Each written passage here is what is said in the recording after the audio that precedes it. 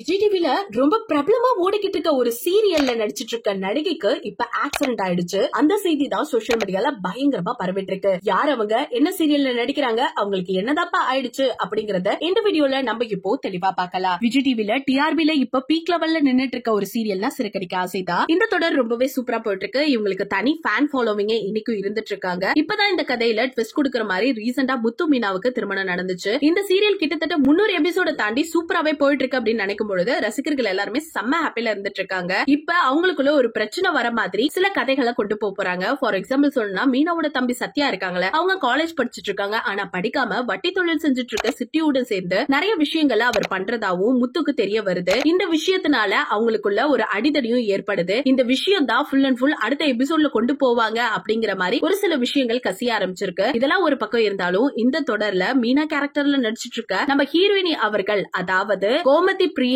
அவங்க தான் இப்போ ரீசெண்டா அவங்களுக்கு ஒரு ஆக்சிடென்ட் நடந்துட்டு இருக்கு. அது ஒரு ஷூட்டிங் ஸ்பாட்ல. இன்னைக்கு தமிழ் மக்கள் கிட்ட பேராதரவு பெற்றுட்டு இருக்க ஒரு பர்சன் அப்படின்னா மீனா அவர்கள் தான். ரொம்பவே பக்குவமா ஒரு மருமகள்னா இப்படிதான் இருக்கணும் அப்படிங்கிற மாதிரி அந்த ஒரு கேரக்டர்ல சூப்பராவே பண்ணிட்டு இருக்காங்க. அதனாலேயே ரசிகர்கள் எல்லாருமே அவங்கள ரசிச்சு பார்த்துட்டு இருக்காங்க. இந்த நிலையில ரீசெண்டா மலையாள சீரியல்ல நடிச்சிட்டு இருக்கும் பொழுது கால்ல அடிபட்டு இருக்கு. அந்த வீடியோ தான் அவங்க வெளியிட்டு இருந்திருக்காங்க சோசியல் மீடியால. எனக்கு ஷூட்டிங் ஸ்பாட்ல ஃபர்ஸ்ட் டைமா அடிபட்டிருக்கு அப்படிங்கிற மாதிரி ஒரு வீடியோ ஒன்னு வெளியிட்டு இருக்காங்க. இதை பார்த்த ரசிகர்கள் எல்லாருமே ரொம்பவே ஷாக் ஆயிட்டாங்க. சீக்கிரமா குணமாக்கிட்டு வாங்க அப்படிங்கிற மாதிரி நிறைய பேர் வந்து கமெண்ட்ஸ்ல ஷேர் பண்ணிட்டு இருக்காங்க. அது மட்டும் இல்லாம இன்னும் கோமதி பிரியா பத்தி சொல்லணும்னா, இவங்க தமிழை தாண்டி தெலுங்கு, மலையாளம்னு நிறைய சீரியல் பண்ணிட்டு இருக்காங்களாமா. கண்டிப்பா இவங்க வந்து நல்ல பீக்குக்கு வருவாங்க அப்படிங்கிறது நம்ம தமிழக மக்களோட ஒரு மிகப்பெரிய நம்பிக்கை. சோ சீக்கிரமா வந்துருங்க பிரியா அவர்களே அப்படிங்கிற மாதிரி தான் நிறைய ரசிகர்கள் ஒரு பக்கம் அவங்களோட ஆதங்கத்தை தெரிவிச்சுட்டு வந்துட்டு இருக்காங்க. இந்த செய்தியை பத்தி நீங்க என்ன நினைக்கிறீங்கிறத மறக்காம நம்ம கமெண்ட் செக்ஷன்ல ஷேர் பண்ணிக்கோங்க.